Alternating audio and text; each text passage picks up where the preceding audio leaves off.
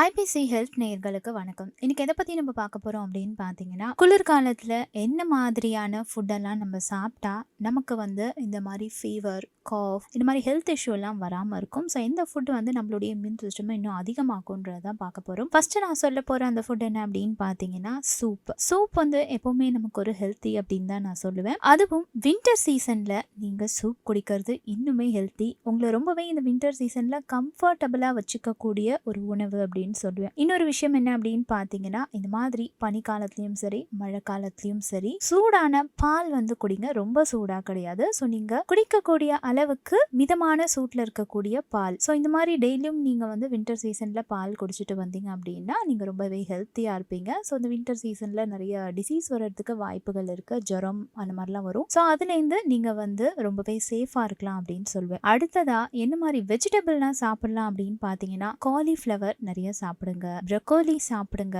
So இந்த மாதிரியான vegetables எல்லாம் நீங்க நான் இப்போ சொன்னது ஒரு 2 வெஜிடபிள் தான். இந்த மாதிரி இன்னும் நிறைய இருக்கு. இந்த மாதிரி செலக்டிவா நீங்க வெஜிடபிள் சாப்பிடும்போது உங்களுக்கு இம்யூன் சிஸ்டம் இன்னுமே அதிகமாகும். அண்ட் இந்த மாதிரி வின்டர் சீசன்ல உங்களுடைய டேவை ஹாட் வாட்டரோட நீங்க ஸ்டார்ட் பண்ணலாம். ஏர்லி மார்னிங் எம்டி ஸ்டொமக்ல, ஸ்பெஷலா வின்டர் சீசன்ல நீங்க ஹாட் வாட்டர் குடிக்கிறதுனால உங்களுக்கு இன்னுமே நிறைய பெனிஃபிட் இருக்கு அப்படின்னு சொல்றாங்க. அண்ட் இன்னொரு முக்கியமான விஷயம், ரூட் வெஜிடபிள்ஸ் அப்படின்னு சொல்லுவாங்க இல்லையா. ஸோ இந்த மாதிரி ரூட் வெஜிடபிள்ஸ் எல்லாம் மழை காலத்துல பனிக்காலத்துல நீங்க அதிகமா எடுத்துக்கோங்க. இது உங்களுக்கு இன்னும் ஆரோக்கியத்தை கொடுக்குது. அண்ட் நீங்க என்ன மாதிரியான இன்டேக் ஃபுட்ஸ் எல்லாம் அதிகமாக்கிக்கணும் அப்படின்னு பார்த்தீங்கன்னா, சீஸ் அதிகமாக சாப்பிட ஆரம்பிங்க, எக்ஸ் அதிகமாக சாப்பிட ஆரம்பிங்க, ஃபிஷ் சாப்பிட ஆரம்பிங்க. இது எல்லாமே உங்களை வின்டர் சீசன்ல ஸ்பெஷலாக ஆரோக்கியமாக வச்சுக்கிறதுக்கு ரொம்ப ஹெல்ப்ஃபுல்லாக இருக்கு. அதுக்கப்புறமா பொட்டேட்டோ சாப்பிடுங்க.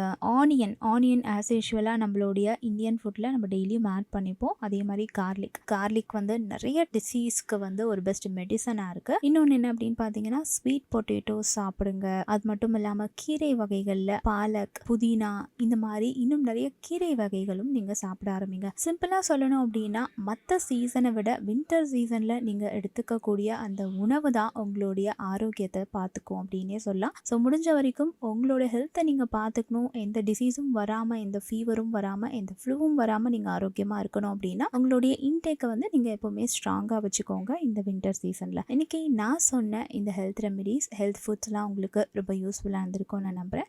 பிடிச்சிருந்துச்சுன்னா லைக் பண்ணுங்கள், ஷேர் பண்ணுங்கள், கமெண்ட் பண்ணுங்கள்.